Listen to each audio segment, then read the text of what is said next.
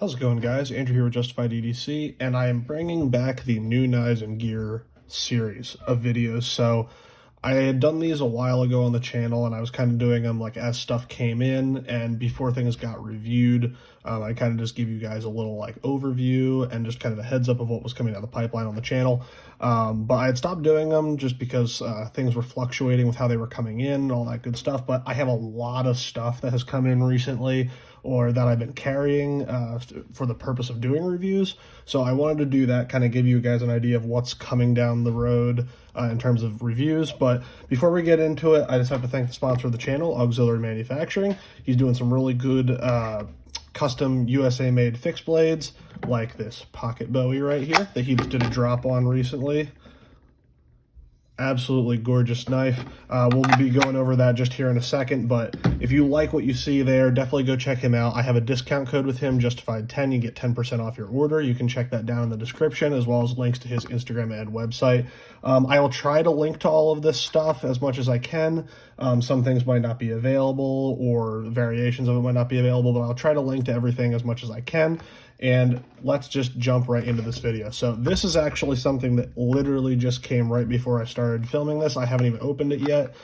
This is a Buck 112 Slim. It's the budget version of the Buck 112, but I just wanted to kind of get first impressions of it on camera. So I took it out of its Amazon packaging, but this is the first time I'm unboxing it. So there we go. These are like a fiberglass reinforced nylon, or I don't know what exactly, some kind of plastic hard that's not very flexible, even less flexible than the Spyderco like FRN scale. So that's nice. Feels good in hand. You have a pretty solid grip on there for the 112. This is the 112, for if people who aren't familiar, is the shorter version, the smaller version of the 110. And then the Slim series is just the updated version with a pocket clip, slightly different blade shape, thumb studs, that good stuff. So you have a 420 HC blade on here. Edge looks pretty even, which is nice. Let's see how it feels. That's a nice toothy, sharp edge. Yeah, that Buck usually does a pretty good job with their edges, and their 420 is usually heat treated very well. It does a little bit better than, in my experience, than stuff like 8CR and AUS 8. So that's pretty good. Let's see how the action is. Oh, that actually flicks out pretty well, and you can actually get back on the lock back there and disengage it with one hand, kind of let the ricasso of the blade fall, and then close it the rest of the way. That's nice because on the 110 you can't do that, so it's limited to being a two-hand closer. Yeah, but that's pretty cool. So yeah, 420 HC blade, injection molded handle, deep carry pocket clip. I'm not sure how the clearance is going to be on that. Let me put it in my pocket real quick. Oh, actually, that goes in and out of the pocket really easily, so no problem there. Kind of an obnoxious looking clip with the Buck logo on there, the anvil, but whatever, it's going to work well. And I think I got this for like $25. They're usually somewhere between 25 and 30, but yeah, pretty cool knife. That will definitely be going into rotation. If I didn't mention already, this is a USA-made budget knife, which is the reason I picked it up. It's really hard these days to find a good budget offering that's made in the US. So I wanted to pick one of these up to be able to recommend it to people. So that'll be going into the rotation. We'll get that out of the way. And before we get into the rest of the new stuff, I want to go over some stuff that you've probably seen once or twice here and there on the channel, but I just wanted to remind you that the reviews are upcoming of it. One of them first being here, these Rips Garage Tech scale stickers. I think he changed the name of them to scale covers or something like that, but they are literally just a piece of Cordura with an adhesive back that you slap on your regular G10 scales, and they're working really well so far. I got them, one, because I like camo patterns, and they have a bunch of I happen to have the woodland ones. They have multicam and all that good stuff. They have like a splatter paint one, but I wanted to see how well they would really hold up, and so far, like, I've carried this multiple days now, and the Cordura is not peeling up at all, which is cool. It seems to be holding up really well, and it gives it a nice feel in hand. Here, I also modified the that little hump there on the Para 3 that's stupid, and kind of cut the scale sticker to match. But yeah, that's something that probably won't get like a full review, but I might do like a quick like short on it just to kind of see how they hold up. But that's coming down the pipeline. And then two things that you've seen before on the channel, but I just wanted to remind everyone that reviews are coming, are one, the Fenrir-L, which is the biggest of the 3 Fenrir knives from Offensive Industries. The testing on this is done. I'm happy to report that it did very well. I have a couple little things to say about it, but I'm just waiting to get my Varger back from Offensive Industries as a point of comparison. But yeah, the Fenrir-L will be coming down the road shortly, as well as the auxiliary manufacturing pocket Bowie. This has gotten some use behind it as well. I want to use it a little bit more before I do the full review, but that is still coming. I have the stock sheath as well, so we'll go over that as well as the Offensive Industry sheath. But now that those two are out of the way, we can get to stuff that I don't think I've really shown on the channel yet. This you have seen in a couple of videos, but I haven't really talked about it yet. This is the TRM Neutron 2, and this has quickly become one of my favorite modern folding knives. Made by Three Rivers Manufacturing here in the USA. Everything is made in-house. You have mine happens to have contoured brown micarta scales, 20 CV blade with a very high, almost full flat grind. Comes down to a very nice edge. Just really, really great geometry on this. Nice and thin.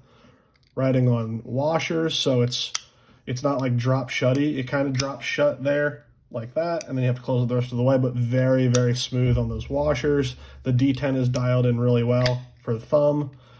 You don't have as much access to the stud on the other side, so I mean, left-handed, you'll probably be able, I'm just bad left-handed, you'll probably be able to use the thumb just fine, but you can't really reverse like it all that much. Deep carry pocket clip, titanium. This is just a really, really, really well thought out knife. The ergos are great. It's nice and thin. The geometry's there. It's a very no frills knife that I've been really enjoying carrying. This will definitely be getting a full review. I know this has been out for a while and there are other reviews on it, but I wanted to give my thoughts on it and just kind of how it stacks up to some other USA made folding knife options. So Neutron 2, I really have been enjoying it. I think it's a great option. And I have some other scales coming for this soon. These are the quick swap scales where you just have to take these 2 screws out on either side. You can swap the scales out with taking the whole knife apart. So we'll try it with some other scales as well and get our thoughts. Next up in the modern folder category, this is not a new knife by any means, but it's actually not even new to me, but this particular one is. This is the Kershaw Blur. Now, this is just the regular production model in 14C28N, which, if you guys have been following my channel, you guys know that I love 14C28N and Nitro V, both very similar steels, very tough stainless steels. And with the right heat treat, has pretty decent edge retention. I did, again, as you can see on here, this was a user when I got it, as you can see by the scratches on the blade, but I have been using this as well. I had to redo the edge because it came pretty messed up from the last owner. But really been enjoying this knife. I have loved the Blur ever since I got my first one way back when. It's just a really excellent, straightforward design. Again, nothing too fancy. Ergos are super solid. It's pretty neutral, but has enough ergonomics that it's really comfortable. Has these like rubberized inlays that I really like. This one came with a aftermarket deep carry pocket clip, titanium, which I like. The regular clip is just fine too, but this is nice just to carry it down deeper in the pocket. I might actually switch back to the original one just because it's a little harder to get out being so deep. And then you have this hollow ground down to a very fine edge recurve blade. So this cuts very well, especially for draw cuts, so your blade doesn't slip out of what you're cutting. You can see the kind of like tiger stripe that is on this particular model, and then these are aluminum handles with that inlay. This one just happens to be the OD green version. And then this is their speed safe assisted action, which I know a lot of people really don't like assisted knives. They think they're kind of cringy. They kind of think it's like, well, in the day and age of modern detents and all that stuff, what's the point of having an assisted knife? Honestly, and I'll go over this in my actual review of this, but I think assisted knives are often overlooked for some niche uses. I think is still a place for them, as well as the fact that Kershaw does a really good job with theirs. So it's not hard to close it. You can easily close this one-handed, no problem. There's no debilitating factor to this. It's just really well done. And like I said, it's pretty smooth, and then you can easily close it one-handed. So really been enjoying that. I like how it maintains a decently thick, I think it's like about an 1/8" blade stock, but then with that hollow grind, you get really good geometry for cutting performance, but you still have a little bit of strength from that thicker blade stock, and the fact that it's 14C28N. So they actually just did drop these in MagnaCut, which I really would love to get, because I think this, with some higher or higher performance steel, would be a really, really sweet USA made option. If I didn't mention again, this is another USA made budget option. I think they usually are around like $80, so that's another reason I picked that up. I'm putting together a video of some USA made budget options that are actually good. So put that aside. Next up, the Spyderco Caribbean. This is a knife that for a long time I didn't care about. I didn't even consider being an option of something that I would like. But as I have kind of continued on my journey of figuring out what I like in terms of performance on a modern folder, the design of this really spoke to me. And one of the big things being, it's a Spyderco that doesn't have a stupid forward finger choil. I plan to make a whole video on my war on forward finger choils, and how on most knives that they're used on, they're pretty useless and are actually just debilitating to the design. But I really like Spyderco's non-finger choil designs. Again, you can get up real close to that edge without taking any unnecessary sharpened edge length. So this is quite a large knife. If I lay this down here on the scale, I did not realize how big this was going to be, but nice big handle. You can use it in pretty much any grip you want. It has the compression lock. It's a little stiffer than some of the USA made Spydercos. This one is made in Taiwan, but still works very well. Very solid lockup, full flat grind on an LC200N blade, which, if you're not familiar with that steel, is basically, for all intents and purposes, if you kind of look at the charts on like Knife Steel Nerds websites, it's basically 14C28N, but extremely stainless, and has a little bit more edge retention. So it's a decently tough, actually pretty high toughness stainless steel, but it's pretty much never going to rust on you, and has a little bit more edge retention than something like your Nitro V's or your 14C28N. So that's really why I got it, was for more of the design and the geometry. The LC200N is just a bonus. I'm not really in wet or humid environments where I need something that's completely stain proof, but I love that full flat grind with no sharpening choil, no forward finger choil, excellent ergonomics, and not Chinese made. It's made in Taiwan, which is pretty cool, and by an American company. This one happens to have a deep carry pocket clip on it from Lynch Northwest that has been anodized by the previous owner, which I think looks pretty cool. I might switch this back to the regular height carry, because again, for such a big knife, and again, this is kind of be like more like a work knife, so you want a little bit more sticking out of your pocket so it's easier to grab, but deep carry pocket works just fine for now, but definitely I'm going to be carrying this more and using it. I really dig it so far. And then the last modern folder is this. I just got this in, I want to say yesterday, or the day before, depending on when this video goes live. This is the Spyderco Endela, so the mid-size version between the Delica and the Endura, in K390. As you can see here, I got this, it was a user already, so it's got a patina on it. And I got this for two reasons. One, I have not had an Endela. I've had Delicas and I've had Enduras. The Delica is a little too small for me, and the Endura is a little too big for me. I like the Endura better. So I wanted to try out the midsize, and I can confidently say already, after only having this for a day or two and carrying it for a day or two, that this is the right size out of that family. The Endela is a great size for people with like medium-sized hands. Like I said, I wear a medium-sized glove. somewhere kind of between a medium and a large, depending. But really good size handle. You got a full, like if you just hammer grip it here, you have some extra handle sticking out. You're kind of going into your saber grip with your thumb on the top of the spine. You have plenty to hold on to. Just really excellent ergonomics as always with Spyderco. No sharpening choil, which is another thing I've been looking for. And then another reason I got this is because it is K390, which I've been wanting to try out. And the reason I went with K390 as opposed to something like Maximet or Rex 45 or something, or S110V, is that K390 is a very high hardness, high edge retention steel, but still has decent toughness. I'm not a big fan of super high edge retention knives that are very brittle and you end up chipping your edge very often, just because I'm not always just doing like super slicey tasks where you're not really running into anything that might chip the edge. I work in manufacturing, so often I'm either doing something a little dumb with my knives, or I'm cutting something that might have staples or nails or something in it. So if I run into something like that, I'd much rather my edge roll where I can very easily touch it up rather than chip. So obviously not a stain resistant steel, but a very high performance edge retention steel that still has decent toughness. I think when I looked it up, it was sitting around the same toughness as something like S35VN, which is pretty decent.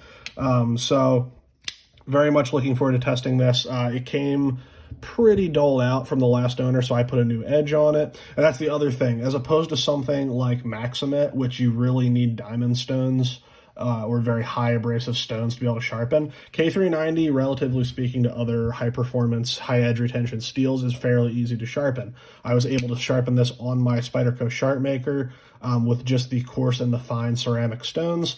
It didn't take the best edge in the world, but it is back to a working edge. And I'm planning on getting some diamond stones soon so I can put an even finer edge on this. But that being said, I think it's a little bit more user-friendly than something like Maximet. So really looking forward to testing this out more, but that is coming down the road, and we'll definitely be getting a full review. And we might branch into testing and comparing some different steels. So shout out to Erica's EDC for giving me a lot of good information to go off of, comparing a lot of the high-end steels. I've been watching a lot of her videos, so... all right, let's do fixed blades. So I actually only have two fixed blades here, and they're very different in both use and size. So the first one here, and this is just a random sheath I had gotten off of eBay for another knife that happens to fit this. So we're not really going to talk about the sheath because this knife doesn't come with a sheath. But this is the Dexter Russel Green River Works, and the model is the 4215. This is a very classic American design, and this is made in the USA. You have 1095 high carbon steel. You have, I don't remember exactly what wood this is, but wood handles, brass pins, very neutral, very broad clip point like Skinner, very reminiscent of like the old hickory butcher knives. But this design itself goes back a very long time, back to like the frontiersman days of the United States. I believe I'd have to get the story right when I do the review on this, but I believe Dexter and Russell, two different knife makers, came together, formed this company, eventually got bought out by Green River Works. If my history is incorrect, please correct me in the comments. I watched a video on it and I already don't remember. But really just a classic American outdoors knife for hunting, skinning, butchering, light outdoors use for bushcraft, stuff like that. What I do like about it, as opposed to a lot of modern outdoors knives, is the very thin blade stock. So you have a little bit of flex to it, which is good, but it bounces right back. 1095, I love the patina that 1095 takes, and it's very easy to sharpen and maintain. Takes a very fine edge. This is performed really well outdoors, and I actually did some food prep with it as well, which is why it's taking a patina. And I love the neutral ergonomics of it. It's not the biggest handle in the world, so if you have really big hands, this might be a little small for you, but I like it a lot. And it also kind of has like a very light, nimble, like fighting knife vibe to it. So at some point I'd like to get a better sheath made for this and actually be able to carry it a little bit more, but for now I'm just using this leather sheath that I got on eBay. Has my ferro rod on it and stuff like that. So it is what it is. It's a very cheap knife. I think these are like 25 bucks or something like this, but they are made in the USA. Again, kind of moving forward to that video of some budget USA made knives that are actually good. So Dexter, Russel, Green River Works, whatever you want to call it, the 4215. Excellent, excellent fixed blade. Put this back. And then the next one here, I told you this was going to be very, very different.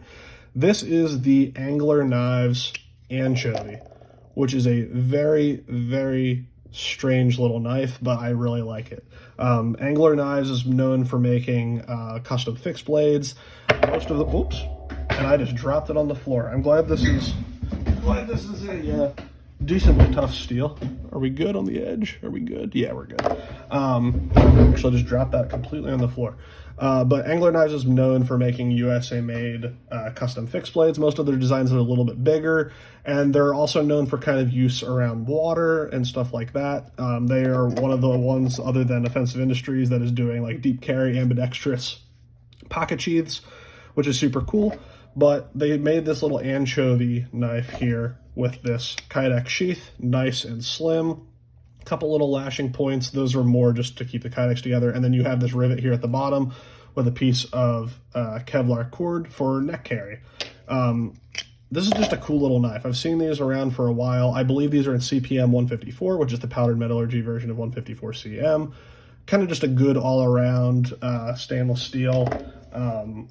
It's not again, it is a stainless steel. It's not going to rust very easily. I am interested in why they didn't do a like completely stainless steel for these. Something like H1 or LC200N or MagnaCut or something like that. But this should work just fine. But I think the kind of the use behind this is kind of like a you're swimming, you don't have a shirt on or anything like that, or you don't have shorts that can support a bigger fixed blade, throw this around your neck and you have a little option. I have been neck carrying this just under my hoodie. It's just a nice little backup knife. Kevlar lanyard here, has the split ring on here. That one of my main concerns with people carrying knives on Kevlar like this is if you're doing something and this gets stuck on something, you can kind of choke yourself out with a little bit, especially, or if you get into some kind of physical altercation, someone can kind of grab this and choke you out with it. They have this split ring on here that is strong enough that you can pop this in and out of the sheath all day long. It's not going to come apart, but it is split there so that if it was really being pulled on, that would come loose and you wouldn't be stuck to your knife. So that's very well thought out. These beads are really cool. This one I know at least is made out of some kind of fish bone. I'm not exactly sure what these are made out of. But yeah, little CPM 154 blade, jute wrap, has some like skateboard tape underneath here. Just kind of like a 1.5 finger grip. The lanyard gives it a little bit more. But he has plenty of videos up on his Instagram of him doing some pretty decent work with these. But just a nice little backup knife. I think they're pretty cool. I like Angler Knives as a company, so picked one up. All right, that's the last thing for fixed blades. And since this doesn't really have another category, we'll put this in with the fixed blades. This is probably one of the things I'm most excited about. You guys that have been watching the channel for a while have known that I've been on the quest for a EDC pry-bar that doesn't suck. Because let's be honest, most of the pry-bars out there in the community are really dumb. They're pocket jewelry. They're not designed well. They're not designed to actually do what a pry-bar is meant to do. They have all kinds of dumb bottle openers and bit drivers and fidget sliders. I even saw one the other day that had a fidget slider on it, which is fucking stupid in my opinion. But I've been searching for a good EDC pry bar because that's something I would actually use in my line of work. Had a good carry system, no frills, was made out of steel and not something dumb like titanium or brass or copper. There are some titaniums that are okay for it, but usually just made out of very soft material. So I'll end my ranting and actually talk about this. This is made by FLC Knives, Fat Lazy Cat Knives. There's his logo on there. And this is just I believe this is 01 tool steel. It is just a pry bar. 1/8 inch thick stock, has a bevel on either side. It is not a sharpened tip, like where it actually comes down to an edge. So not quite as good for scraping, but I prefer it like that. It gives you a little more strength out at the tip. Has a little bit of jute wrap up here, had a hole there, you can put a lanyard in it. So just again, no frills, no bottle openers, no bit drivers, no dumb nonsense. It is just a actual steel with a very good choice for the steel as well. 01 is pretty tough when heat treated properly. And it's just a good slab pry bar. It's going to do what you want a pry bar to do. And then the icing on top is that it has an excellent carry system. So a lot of pry bars have like a pocket clip attached to them, which kind of get in the way of the ergonomics of using it, or are like cut into it and don't sit well in the pocket, or they don't have any carry system at all and they're just free floating in your pocket. He is known for his absolutely excellent Kydex sheaths, and he uses this kind of tri-fold joint. Very clean edges on the Kydex, nice and slim, discrete carry concepts, clip, so you can clip this to your pocket, and that's the lanyard rattling there, but no rattle, is not coming out at all. Excellent, excellent retention. And it's just a friction fit. There is a, I don't know if we're going to be able to see it down inside there, right there. There's a little nub down in there that gives it some friction, so it slides in, locks in, is open on the bottom for drainage, I guess. I don't know why your pry bar is getting wet, but yeah, just a really slim carry system. You can get them that are wrapped a little bit taller, about that much, and then have a shorter sheath so you have a little bit more to grab onto. I just wanted something as minimal as possible because I'm also usually carrying a folder or a fixed blade in that same pocket, and I wanted something super slim to carry, so I just added this little lanyard on here so it's a lot easier to grab, both in reverse grip to kind of use as an improv a impact tool, but also kind of grabbing on here instead of having to grab just here and then kind of readjust your grip to be able to use it. You can just grab that and you're ready to go. So I've been using this quite a bit at work, popping staples out of boxes, popping the lids off of those dumb U-line tube packages. So that's coming down the line, full review. I talked a little bit more on that than I wanted to before the review, but it is what it is. Really hyped about that. Been carrying it pretty much every day since I got it. All right, let's finish off the knives, and then I have two flashlights to talk about. So set these aside here. The first, actually, I'll talk about these two kind of in conjunction because I think you have seen them on the channel a little bit. One is the Case Barlow, which is a new one they brought back this year. This is in stainless. You have your clip point and your pen blade. They brought them back with half stops on both of the blades, which is really awesome. This is just in like a black synthetic, I believe. Nickel silver bolsters. Centering is excellent. Walk and talk is great. Just a hair of blade play, but that's to be expected on most slip joints. The back here has absolutely no gapping. Everything is perfectly flush. This is like a perfect example of a case knife. So I'm very pleased with this. I will be reviewing this at some point, or at least I might kind of do like a group review for some of the traditionals that I have, kind of like I do my 3 or 4 quick fixed blade review videos. I might kind of do that with traditionals as well, just because there's not a whole lot to talk about with knives like this. But absolutely been loving this, been carrying it a lot, and this will be getting some kind of review down the road. This one you've also seen, I think, maybe once on camera before. This is the Lionsteel, I think the Roundhead is the name of this one.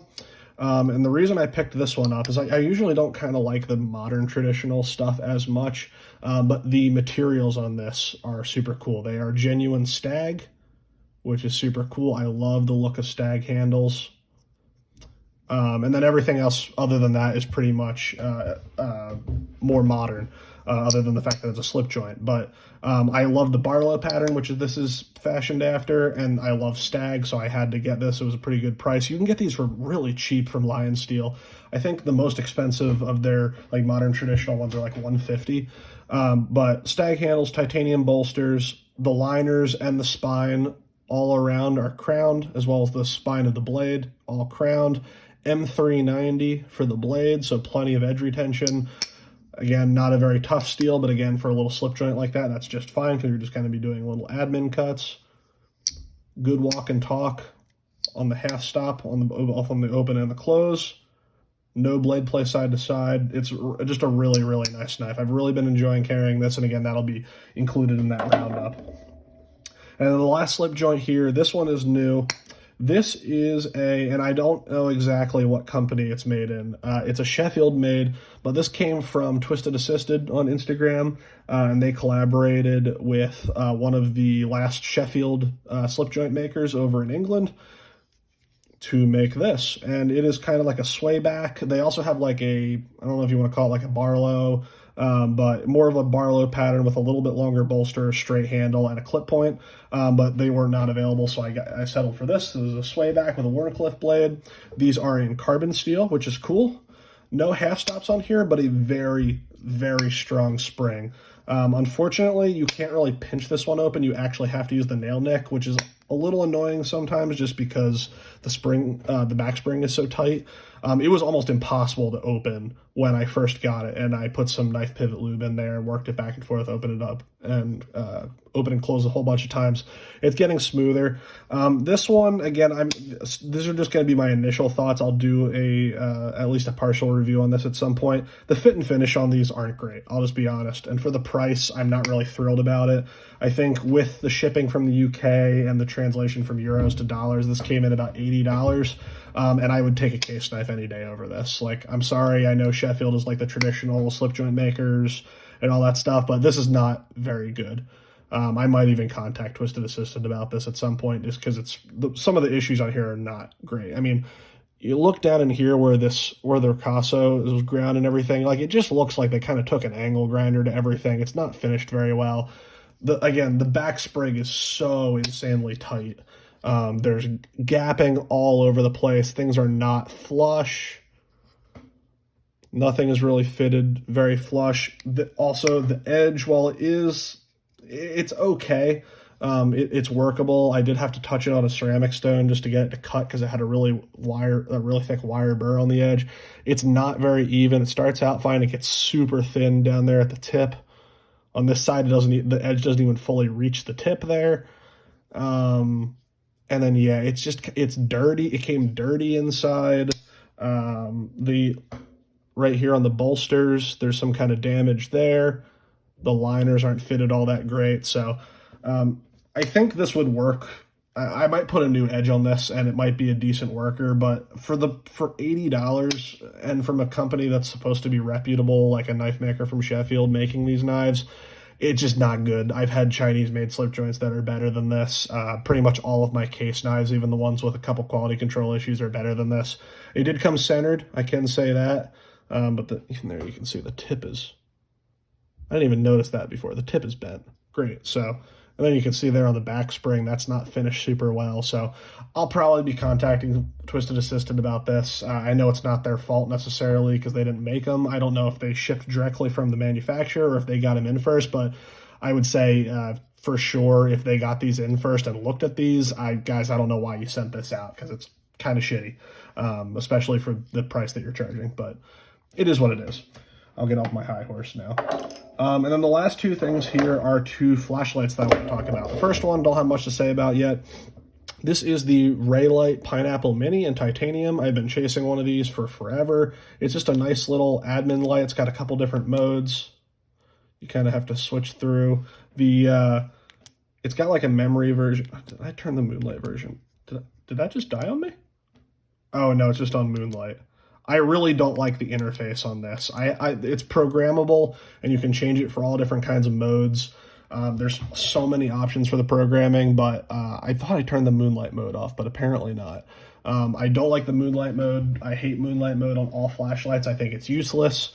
And the interface for switching between modes is kind of janky, but it is a very good looking flashlight. I did get the new tail cap that's shrouded. The old tail cap, I don't even know where it is, had the button exposed, which was just bad because it fired in your pocket all the time. Clip on it is good. The machining work on the titanium is absolutely gorgeous. I love the stonewash. It looks great. And I think once I play around with the modes more and how to switch between modes, I'll like this light better. So there's low, medium, high. It's got like 4 or 5 modes. I think I shut some of them off, but yeah, I don't like the interface on this. I really don't like lights with a whole lot of modes that are hard to switch between. I just kind of want it to come on high and maybe have a low mode that I can switch to afterwards. But I really do like the look of this light, and I think it's kind of classy to carry if I'm wearing like a suit or something like that. Instead of having to carry my Stiletto Pro or something like that, I wanted just like a nice thin small, classy looking light for that kind of reason. So I'll play around with it some more and see if I like the interface better. But yep, that's it. It is what it is. And then the last thing, the one that ever since I posted on Instagram, everyone has been wanting to know my opinion on it and how it is and wanting to see a review on it. So this is not a review. This is my initial thoughts. This will be getting a full review as well as a comparison to this guy right here, the Stiletto Pro, which has been my EDC light for a couple of years now. This is the Streamlight Wedge XT. So it is the smaller version of the full-size wedge. Some of the differences are the original wedge did not have a tail switch. It just had a side-mounted like lever, which I did not like. I like lights that have tail switches. I don't like lights that are only accessible by a side switch. So I was happy to see that they added one with the tail switch. And some of the other changes are you can no longer switch the pocket clip from left to right carry, which I don't understand why they did that when they did it on the wedge. Probably because they moved the USB port from up top where there was no tail switch before to the side. And again, I did not engineer this, so I don't know how all the internals are going on in there, but I really wish the USB port was down lower so that you could flip this clip to the other side for lefties, or just for carrying it on different sides. But it is what it is. The clip does work very well. It's just a nice deep carry pocket clip. And the other change that they made, other than they did change this from micro USB to USB-C. It is waterproof, so not worried about getting water in there, but I kind of am worried with that just being open and not having any cover of getting shit stuck down in there. I've already heard people saying that they're having to blow this out with a can of air all the time. The main thing in terms of performance that changed between the Wedge and the Wedge XT is the Wedge was 1,000 lumen turbo, and then I think had a low mode of 300 lumens. This one has a high of 500 and then a low of, I think, 50. So again, in comparison to the Stiletto Pro, I don't really see them as comparable other than being flat flashlights. Because the Stiletto Pro is 1,000 lumens. Even the Wedge, the original Wedge, it was a turbo 1,000 lumens, and it only ran at 1,000 for about a minute, and then it slowly started to drop down in its output. Whereas the Stiletto is constant 1,000 output, and it'll just die. And it also has a side-mounted switch for low, medium, high. I think this is the perfect interface for an EDC flashlight. Have your low, medium, high switches on the side, and then you just straight to high on the back. Momentary only. Unfortunately, this does not have that. It only has a tail switch. Thankfully, high comes on first, and then you can double click it for low. It always comes on high. Now, this is programmable. It's a 10-tap programmable, so you can change it to have low come on first. If you're one of those people that likes low modes in flashlights for some reason, really anything below 500 lumens, you don't really need a lower mode for close-up stuff. I don't. Whatever. I'll let people argue about that in the comments. But yeah, I think this is going to be a good option for EDC if you want a thin flashlight and you really just like 500 lumens is enough for you for EDC tasks. I'm not sure it's going to be comparable to the Stiletto Pro though, just because this has such a higher output. And there's just some odd choices with this. Like, and it was the same thing on the original Wedge too. Like, they have this cutout in here for when you're holding it here in your hand. You got some jimping in here, and it's kind of carved out on just this one side.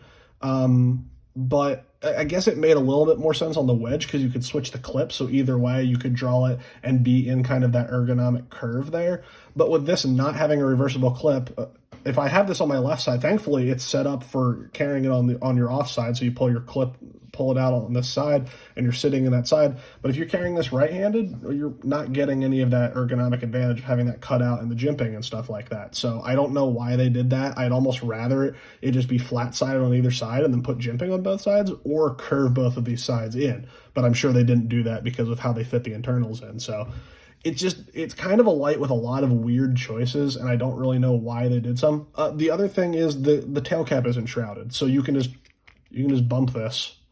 Thankfully, you can do momentary like that.